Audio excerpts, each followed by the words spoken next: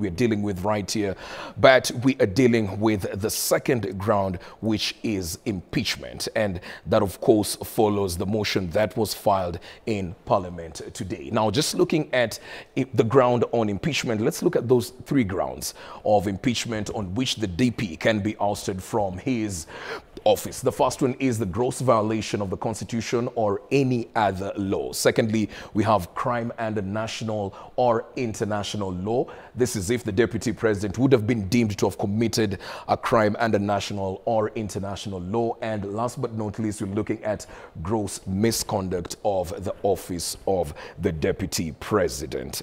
Now, those are the three grounds that we're looking at when we're dealing with the impeachment motion that was filed in the National Assembly today. Now, just to have a quick look at some of the accusations that have been stipulated within that motion is that Honorable Mutuse is accusing the DP of making insightful remarks as well as undermining the president and the cabinet. He's also accusing the DP of interfering with Nairobi County government as well as making attacks against Lady Justice Esther Maina of the High Court, as well as violating the oath of office. There are 11 accusations that have been stipulated in that particular motion. Those are just some of the few that I was highlighting. So let's just get into this process that kick-started today. Of course, the motion must have been supported by at least a third of all the members of the National Assembly. If the motion garners support by at least 2/3 of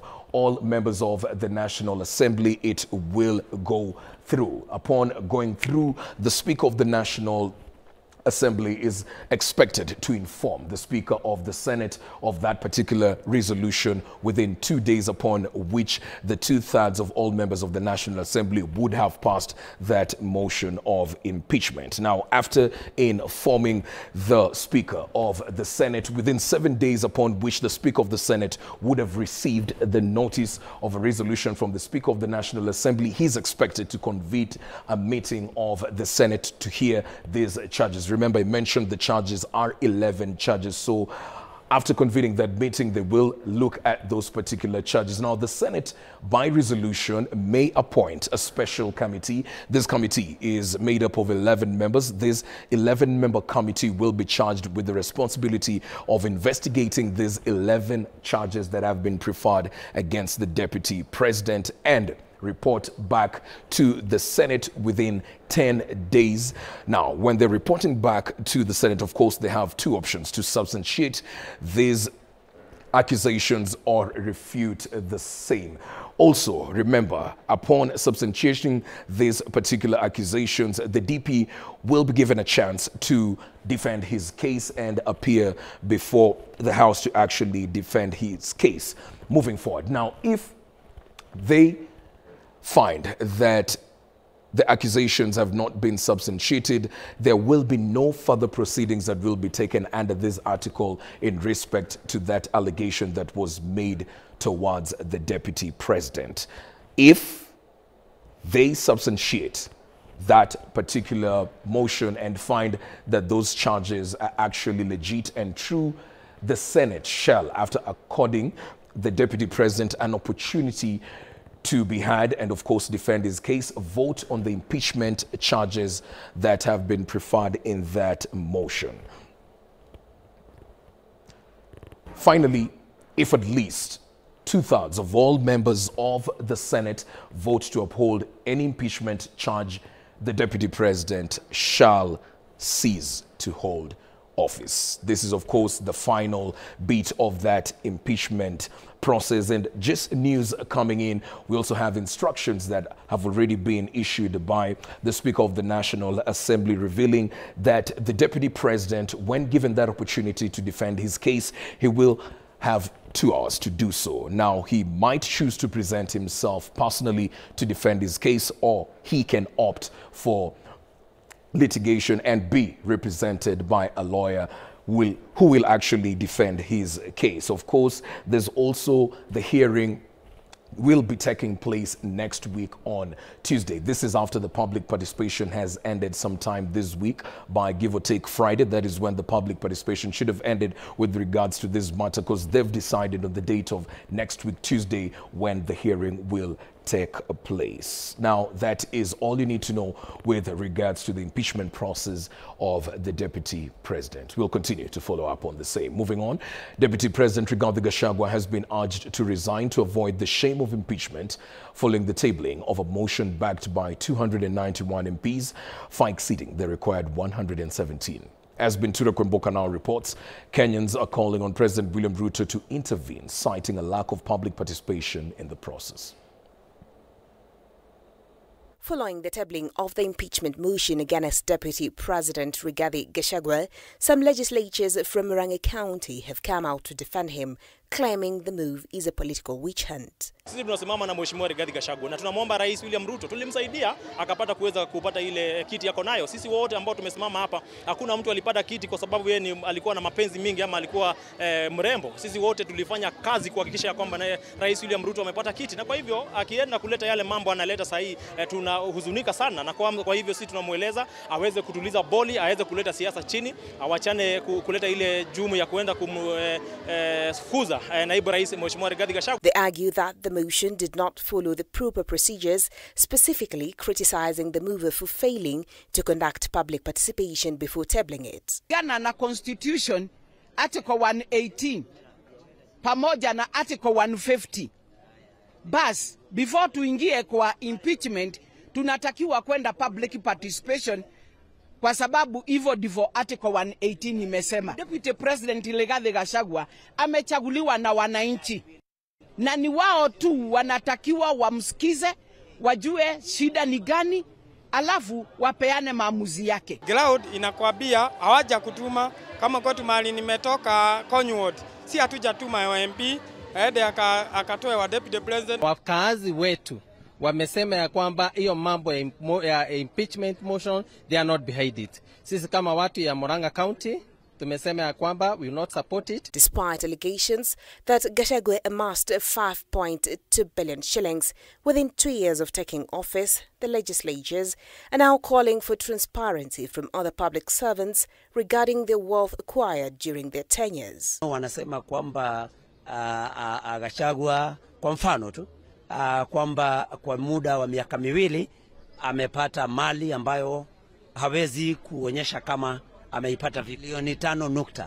Tutakuwa tukiuliza watu wengine pia na wao tuletewe walikuwa na utajiri kiasi gani na sasa hivi wako na utajiri kiasi. Hao itajumuisha watu wote ambao ni wafanyikazi wa umma, na kwa sababu Rigiji ako katika presidency, basi kuna wale ambao pia wanaweza kuuliza waletewe pia hesabu, waone pia naye rais alikuwa na utajiri kiasi gani na sasa hivi yako na utajiri kiasi gani. Former Naivasha Member of Parliament John Mutudho has also urged Gachagua to resign, suggesting that only he and the president understand their political struggles. What I would tell my friend Gachagua, with a lot of humility and respect, I would ask him just to resign quietly, plan his game again, and not force all these kind of hulabaloo we are going to hear. Let's talk about how shall we make Kenya a better place. We are aware there were pre-election deals. If we didn't have a deal, we didn't have a deal. The next elections will have proper deals. Meanwhile, President William Ruto has been called upon to intervene and support his deputy. Ila ni muombe mara tena rais wetu akomeshe, asimamishe mswada huu kwa sababu utamharibia nafasi yake mlimani. Tunaomba rais wetu tu tafadhali, kama Rigathi Gachagua ashawahi kukosea, tunakuomba kwa jamii yetu, kuna wazee waite, muongee, Rigathi atatubu, na kama ni deni, sisi ni wafanyikazi, tutamripia. Tumeleta maombi, tumulilia Mungu wetu, ndio Mungu wetu asikie maombi, ndio alete kuungana kwa president na deputy wake. Yesterday, the High Court declined to issue 2 interim orders to stop Parliament from proceeding with Gachagua's impeachment motion. Bentura Kwemboka, K24, Nairobi. Well, that report by Bentura Kwemboka brings us to a fast break right in K24 Evening Edition. I'll be back with more in a short while.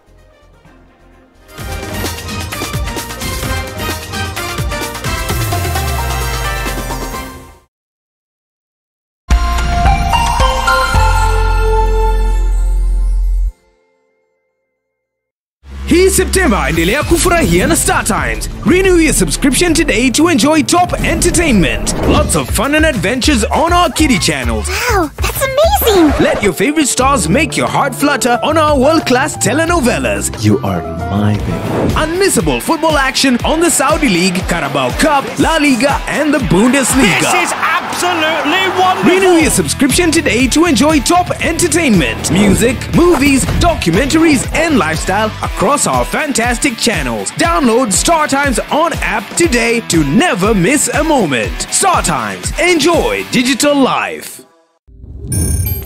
Kurumisha ndege. Aviator instant game. Be a daring pilot and earn by how much high you can lift the plane. The higher you fly, the higher your win. The sky is the limit.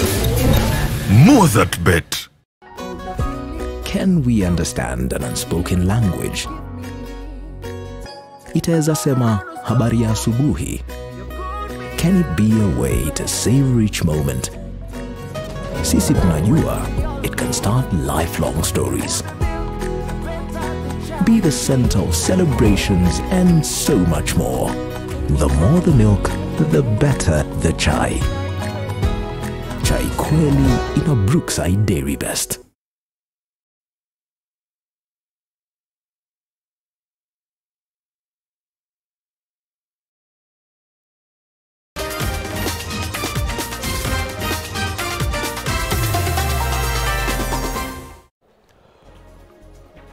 Welcome back. Now, a motion seeking to discuss the conduct of President William Ruto has been presented before the Senate. The censure motion by Makueni Senator came hours before the impeachment motion of Deputy President Rigathi Gachagua on grounds that the president has failed to protect Kenyans and blames the deaths witnessed during the Gen Z demos on President William Ruto. Martin Opio with that report. At the time that the country was waiting with bated breath for the tabling of the impeachment motion against Deputy President Rigathi Gachagua, Makueni Senator Dana Manzo was filing a censure motion against the president. Manzo claims that Ruto has failed to protect Kenyans in light of the insecurity in the country, coupled by deaths witnessed during the Gen Z demos in opposition of the Finance Bill 2024. This morning I've done a censure motion against President William Ruto. The main thrust of that motion first is based on the Constitution and constitutional breaches which has been conducted in this country. His accusations towards the president include implementing policies in the education and health sector without proper public participation. The censure motion is that there has been abductions and killings in the country. The president is the chairperson of the Security Committee in the country and therefore must know and is briefed on every single security detail of the country. Up to now, there are still missing Kenyans following demonstrations. Quite a number were killed by police and others brutalized, are still recovering in hospitals. And there are quite a number of bodies uncollected at the city morgue and many other mortuaries in the country for people who were killed by police during the demonstration. That has not been accounted for, and that responsibility is squarely on the president. The pandemonium in the social health insurance, university funding model, and Jomo Kenyatta International Airport Adani deal talks are some of the grounds for the censure motion, which Senate is expected to debate. And similarly, a lot of Kenyans have expressed that if you are going to impeach the deputy president, then impeach the president too, popularly known as Kufa Ndereva Kufa Makanga. Therefore, I believe quite a number of members of parliament also who are displeased with these moves and who have enough grounds to impeach the president. At the same time, the senator is faulting President Ruto's decision to decline to sign the Division of Revenue Bill 2024, which would have facilitated the disbursement of 400 billion shillings to the counties on grounds that the withdrawal of the Finance Bill 2024 had severe impact on the country's revenue.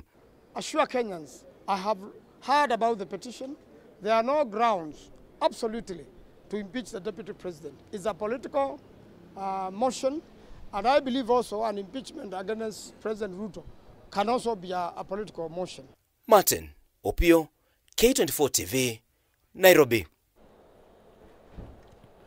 Elsewhere, Kenyans have been assured that all their contributions to the National Health Insurance Fund, NHIF, will be transferred to the new Social Health Insurance Fund. The new health insurance plan was officially launched today by Health Cabinet Secretary Dr. Deborah Mulongo. Taxpayers have been promised free access to basic health services, with all health centers instructed to serve all Kenyans equally.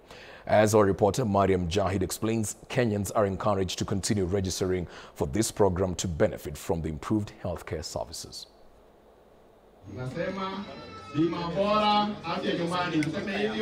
The transition from NHIF to SHIF has officially begun nationwide. Leading the launch, Health Minister Deborah Barasa emphasized that no health facility will turn away patients and urged all Kenyans to register for the program. Hata waliokuwa kwa NHIF tukiendelea kuhamisha, mnaenda tu hospitali na mtaonekana. Hakuna haja ya mtu kurudishwa nyumbani. Barasa highlighted that this initiative aims to improve healthcare for all citizens, with basic services provided entirely free of charge. Sasa kama haujiwezi, you are the poor or the vulnerable, utatibiwa bure. Kuanzia chini, hiyo ni level 1, 2, 3, 4, 5 hadi 6. Lakini payment inaanza 300 kuendelea, na hiyo inalingana na upato wako, ambayo itakuwa 2.75% ya upato. Sasa tunasema Wakenya tujisajili kwa SHA ndiposa tupate matibabu haya.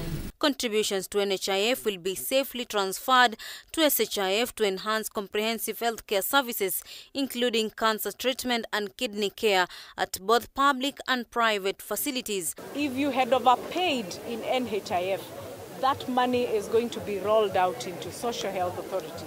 So nobody is going to lose their money simply because they had overpaid. Maybe they had paid for a whole year and they can see that we are coming to the end of the year. Maybe we have another some money for November and December. Your money is safe. The first point of charge is going to be the Social Health Authority. The other cover can only come to take care of anything which is excess. Therefore, every Kenyan should feel comfortable and should also be happy to walk into any health facility to be treated. Acting CEO of the Social Health Authority, Elijah Washira, added that the new SHIF plan is set to provide in-depth healthcare services over the next 2 years. He urged citizens to register quickly to take full advantage of the offered services. Na ile mitambo ya NHIF iko na machina yetu watu wa NHIF. Sasa tungefanya nini? Tungebadilishiwa tu hapo na hawa wafanyikazi wa NHIF waendelee na kazi, kwa sababu machina yetu iko kwa kompyuta. In Mombasa, residents have called on the government to provide more education on the new healthcare plan, while others have raised concerns about challenges in registering. Bado hatujafahamu na hawa kutuelezea ni vigumu, hawajui namna kutuelezea vipi SHA uzuri wake na vipi NHIF ubaya wake. Wangechukua wale NHIF ambao wako registrar ni kubadilisha majina tu, transfer jina lako ni fulani fulani, kadi yako hii. Kakamega County has been flagged for its low registration rates, with residents encouraged to seize the opportunity to access quality healthcare. 23 ni watu wachache sana ukilinganisha na kaunti zingine. So mimi nachukua fursa hii kuambia wana Kakamega wote muweze kujiandikisha kwa wingi, ili mkienda katika hospitali zetu za level 2s na level 3s mtapata matibabu ya bure.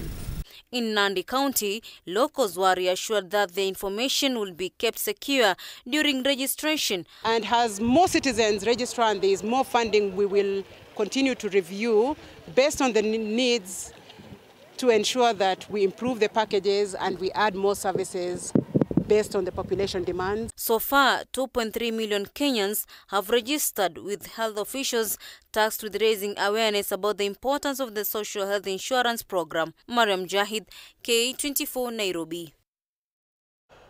Kidney patients undergoing dialysis are now paying for their treatment out of pocket following the transition from NHIF to SHA. Previously, NHIF covered between 7,500 to 9,500 per session, but patients must now bear the full cost. Robbie Omondi has the details. The NHIF to SHA transition is now in effect, and many Kenyans are already feeling the strain of the sudden change. Thousands of Kenyan patients who have CKD, chronic kidney failure, CKF, chronic kidney failure, depend on NHIF to pay for their dialysis, because dialysis is really, really expensive. It is 9,500 per session. So my wife does 2. There are people who do 3 in a week. So it's a pretty costly thing.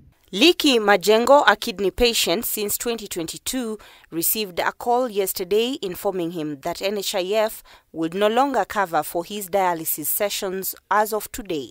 NHIF has been paying for my dialysis twice a week, and for the tests and in blood boosters. And when he arrived at the hospital, he was forced to pay 7,500 to undergo dialysis. So when we came in the morning, we were told that there is no dialysis without payment. Approximately 76,000 per month. Per session is like 7,500. Sijakuwa nikitoa anything. Yeah, only making my monthly contributions. A reason wametuambia it's from the management, and also they don't have the SHA system. Majengo says that some patients who come with him for dialysis twice a week were absent today, possibly due to a lack of funds. Nimejaribu to look around, the unit is like empty, like we are just like half of us. So I'm just trying to assume that most of them were turned away, like tunafikanga kitu kama 30. Yeah, for now tuko like 20. While the situation may differ in public facilities, but there could be a crisis if dialysis patients are not taken care of. For the patient who have dialysis, the people who have dialysis ongoing is going on. So other things, we are ready and everything is moving on. They try their best before it's too late, because sababu missing dialysis, even for a session, ni shida. It's overwhelming and can cause severe health problems. So ningejaribu kuwaelezea, they try to fit in the patient's shoes, wajaribu to sort us out. Robbie Omondi, K24. We take another break right here on Evening Edition. We'll be back with more in a short while.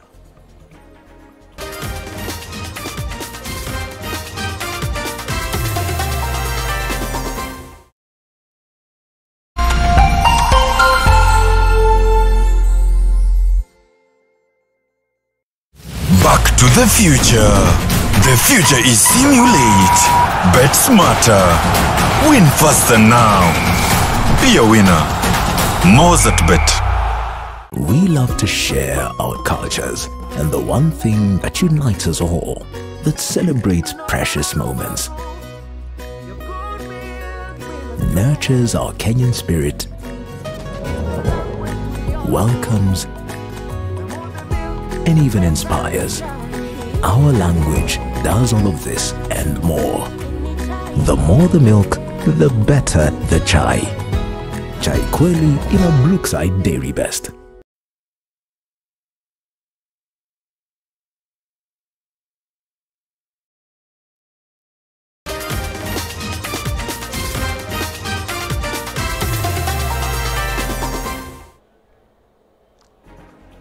Welcome back.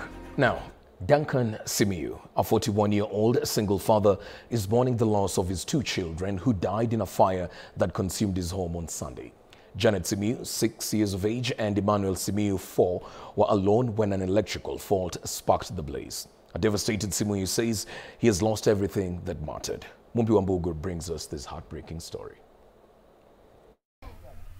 Kurudi tena kuanza fresh ni kazi ngumu na imeni affect kwa sababu hao watoto ndio nilikuwa nakaa nao kwa nyumba, nacheza nao, tunafurahia nao. Sasa saa hizi vile mnaniona hivi sina mtu mwenye nitakaa naye kwa nyumba tuongee ama twende tutembee. When Duncan Simiyu left his home at the YMCA camp in Hell's Gate, Olkaria Ward, Naivasha, he had hoped to return to his 2 children. Instead, he was met with the tragic news that shattered his world. He recounts the events leading to the deaths of his only children. Mimi ndio baba na mimi ndio mama. Na stima ilikuja ikapotea na ikarudi. Wakati ilirudi sikuwa karibu, nilikuwa niko kazi na mlango ilikuwa wazi. Hapo ndio moto iliwaka na ikachomea watoto wangu ndani. Kaje hawako tulijaribu na watu na majirani mpaka na YMCA yenyewe tukajaribu, lakini ikawa hivyo. Simiyu describes his children, Janet and Emmanuel, as the joy of his life since they were left in his care. The heartbroken father, a receptionist at the YMCA camp, had pinned his hopes on them for a bright future. Kwa watoto wangu wote, vile mimi nilikuwa najua baadaye watakuja kunisaidia kwa maisha yangu. Kwa sababu wakati niliachiwa wakienda, mama akiniachia, mimi nilichukua jukumu nikilea watoto. Sikuwahi tafuta mambo mengine, mwanamke mwingine ama nini. Nilisema tu nitakaa na watoto wangu mpaka wakue. He also blames Naivasha Level 4 Hospital for allegedly failing to act quickly to save his second child, raising concerns about negligence, a claim the hospital has faced before. Mtoto wangu kijana hangekufa. Alikuwa anaongea. Lakini msichana hiyo naweza kubali ya kwamba alikuwa hali mbaya. So kutoka Nakuru tunakurudi tena Naivasha kufika mahali tunaambiwa hakuna oxygen kwa mitungi. Wakaanza kusunguka huko. Simiyu is now appealing for help from well-wishers as he has lost all his belongings in the fire. Maisha yangu imerudi chini. Hivyo vile mmetazama ni kwamba sina kitu chochote kwa nyumba yangu. Upande wa food, kila kitu ilichomeka, mpaka watoto wangu wakachomeka, wote wakakufa. Nilikuwa naomba kama kuna wale ambao wako wanaweza jitokeza kunisaidia kulingana na uwezo yao, nitashukuru sana. Dan rafiki yangu sana, tutatana mandugu. Wakati tulisikia moto, tulijaribu kusaidia, lakini Mungu alitenda yake. Sijafurahia kitendo yenye ilifanyika hapa, lakini tunajua ni Mungu ametenda. Ni kuambia tu wazazi kuwashauri kuhusu hii mambo na moto. Kama tuko na vile vyombo kwa nyumba zenye zinaweza kuleta shida kwa nyumba, wazazi wajiepushe na hizo vitu. In response, Jared Msima, the national CEO of Kenya YMCAs, has pledged psychological support for Simiyu. He also announced plans to improve safety structures at the camp to prevent future tragedies. They are already being cancelled. And after the burial, we'll still have a person assigned to them so that they can be taken through counseling and mental health sessions so that they understand how they are going to deal with this issue that has happened. This tragic incident has not only costed Simiyu his home, but also all his children, Janet and Emmanuel. Dreams shattered, a home broken, a blood vision. Mombi Wambogo, K24 TV, Olkaria Ward, Naivasha Sub-County. An unfortunate deal right there. May the souls of the young children rest in eternal peace. Moving forward, former Kiambu Governor Ferdinand Waititu has been released on a 50,000 personal bond. He was arraigned in Milimani Law Courts today following his arrest on Monday for alleged incitement to violence. As Busara Naman now reports, a ruling on whether he will face charges is set for the 4th of October. Waititu's release comes just a day after he was arrested by officers from the Directorate of Criminal Investigations along the Northern Bypass. He was taken to DCI headquarters where he was interrogated for hours, accompanied by his lawyer, Ndegwa Njiru. After spending the night at Pangani Police Station, he was presented in court today to face cybercrime-related charges.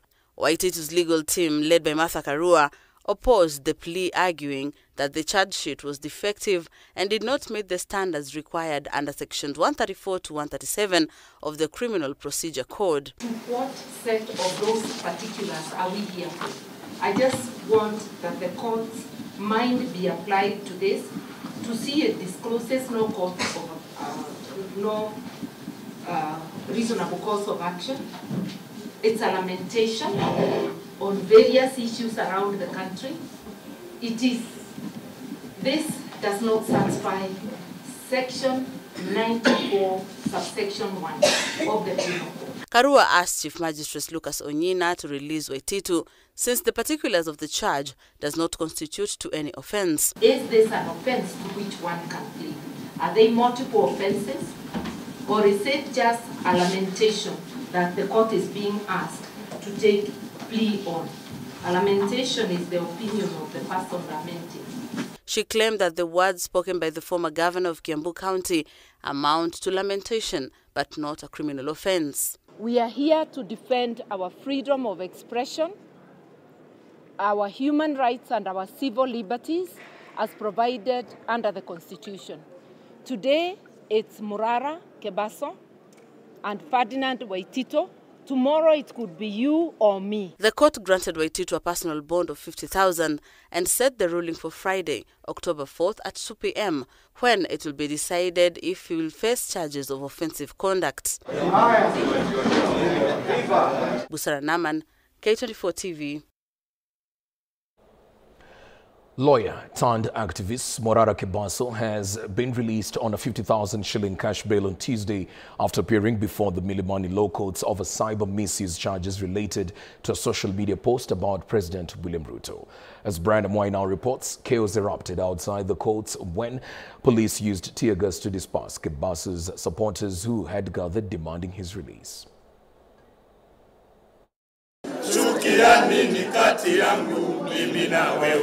Outside the Milimani Law Courts, a crowd gathered, chanting songs of solidarity as they waited for Morara Kebaso's release. They sang to castigate the government for what they termed as an abuse of power, calling for an end to arbitrary arrests and abductions. Our children will kill them. Upon his release, celebrations erupted. Morara and his supporters planned to head to Nairobi CBD to continue the celebrations. However, police blocked the motorcade from proceeding through the CBD. When the group attempted to force their way, police responded with tear gas, dispersing the crowd and forcing Morara and his supporters to flee. Despite the police intervention, the crowd regrouped in the CBD after a series of running battles, eventually gathering on Moi Avenue, where the 29-year-old activist briefly interacted with his supporters before speeding off. Fellow activists have condemned the government, accusing it of attempting to silence dissenting voices. The police themselves have no respect for the law and the Constitution. We are also going to follow suit. We're honestly going to follow this and what they're trying to set, an example they're trying to set for us. This is a country governed by the Constitution and the law. They have no right whatsoever to be moving around like this, abducting people every single day. And we forget, we just keep going on. There's so much going on, we just keep forgetting and moving on to another issue. And history shall not forget. History keeps reminding us that Dedan Kimathi was killed. Yes. And history shall still remind us that Rex Masai was killed, fighting for the justice of this country. Yes. History shall remind us that Morara Kebaso was arbitrarily abducted in his office. Yes. What have we done to you, William Ruto? Nini. What have we done to you? Nini. It is our civic and revolutionary duty to oversight whatever is going on in this country. Morara was arrested on Monday at his offices on Thika Road and presented in court on Tuesday. He is accused of allegedly posting false information about David Langat on his X platform. The court released him on a 50,000 Kenya shillings cash bail with a hearing scheduled for October 4th, 2024. The accused person is granted cash bail of Kenya shillings 50,000 with one contract person to appear before the court on 4th of October this year. Brian Amwai, K24, Nairobi. Elsewhere, Jamaican reggae star Glenn Washington is in Kenya for the third time ahead of the Africa-bound Reggae Summerfest 2024 set for the 19th of August. Glenn was received by his fans at the Jomo Kenyatta International Airport, where he urged his fans to turn out in large numbers. Majibu Kisa with more. I won the prize from the very first time I looked in your eyes. I knew love would last forever. It's a blessing to be with someone like you. Jamaican reggae singer and drummer Glenn Washington arrived at the Jomo Kenyatta International Airport earlier today. The reggae star arrived to a rousing welcome from fans ahead of his performance at the Africa-bound Reggae Summerfest 2024 set for 19th of August at the KICC. Tunatarajia a lot of more music, more love, and the vibes. Yes. You here for the good vibes. We are here for the good vibes. Good vibes. Yeah. This is wicked. This is our celebration, as you see, Shashaman at 40. It's not a joke. This is the third time Glenn is in Kenya and is set to thrill Kenyans alongside the State of Emergency band. Upon arrival, Glenn asked his fans to turn out in large numbers, primed for the good times. It's a good feeling. It's always a good feeling. I feel like I've been away and I come back home to visit my people. The trip was good. I'm not one of them that will just come out there and that's not what it's about. It's about the message, the music in the message, and the message in the music. That's what it's about. The festival is brought to you in conjunction with MediaMax Network, Shashamane International, and The Voice of Africa. And to get your ticket, visit tikiti.co.ke or dial *51*55#.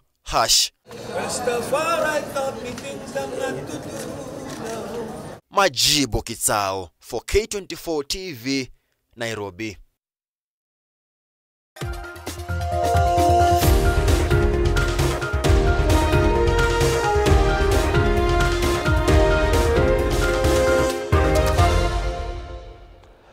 Well, let's now get some business news. Kenya is set to host over 12 ministers from Africa and more than 2,000 delegates from 40 countries at the 24th Savings and Credit Cooperative Annual Conference. The event will provide Kenya a platform to lead discussions on how cooperatives can drive socio-economic transformation, among other key topics. The SACA Congress will take place from the 6th of October running through to the 12th in Naivasha, Nakuru County. Ranked the best in Africa and 7th globally for its vibrant cooperative movement, Kenya is proud to host this year's 24th SACA Congress. The 24th Savings and Credit Cooperative Annual Conference, SACA Congress, will be held in Kenya from October 6th to 12th this year 2024 in Naivasha, Nakuru County. The SACA Congress, organized by African member states in conjunction with the African Confederation of Cooperative Savings and Credit Associations, will allow Kenya to showcase its successful SACCO model and its role in driving the country's economic transformation. The event brings together cooperative stakeholders from across Africa and beyond to discuss emerging business trends, challenges, opportunities, and strategies on cooperative growth and development. The Ministry of Cooperatives and MSMEs is fully committed to making this year's conference a success, with a strong focus on empowering youth through cooperative initiatives. We expect over 2,000 delegates across 42 countries, with 15 ministers across the continent. Being leaders of the cooperative movement in Africa, the honor to host the 24th SACA conference reaffirms three things: that we are top conference destination in Africa, we are top tourist destination in the world, and importantly, we are the leaders of the cooperative movement in Africa. Anthony Kwemoi, K24 TV, Nairobi. The Kenya National Chamber of Commerce and Industry, KNCCI, has entered into a strategic partnership with the Kenya Boda Boda Association. This collaboration, spearheaded by Dr. Maxwell Okoth, the chair of the Nairobi chapter of KNCCI, aims to equip Nairobi County Boda Boda riders with essential first aid and emergency response skills. From road traffic accident, 95% chance is the first responder in any road traffic accident will be a Boda Boda rider. more often than not, they come to help you without any much skills on how to take care of emergencies. As Kenya Chamber of Commerce Health Care Committee, we have agreed that we are going to change this narrative. We've partnered with them to offer first aid training, basic life support, and this is a call of action to Kenyans and Kenyans of goodwill who are willing to come up and join us in this more noble initiative. With different partnership. The first, as I mentioned earlier, will be on training. Two, we're going to also bring to them other partners who will also come on board. We need to show them how they can save through circles and all that. With all these things coming on board and having an awareness, the boda sector is one of the most important sectors we have. So this is a very noble idea. Na sisi kama bodaboda tutawajibika, tutahakikisha kwamba members wetu wale ambao wametrainiwa wanasaidia mahali inawezekana, na wale ambao hata watakuwa wamepata mafunzo pia tutajaribu time ikifika baada wengine kutrainiwa pia wapate pia nafasi. Well, let's take a break right here on K24 Evening Edition. We'll be back with some sports news in a short while.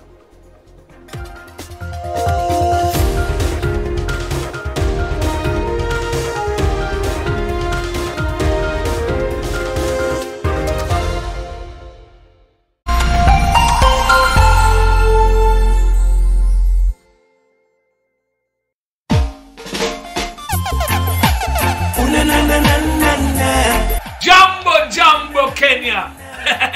This is Glenn Washington. I will be performing live for you and yours with my band at the Africa Bound Reggae Summer Fest 2024 and Shashamane International 40th anniversary.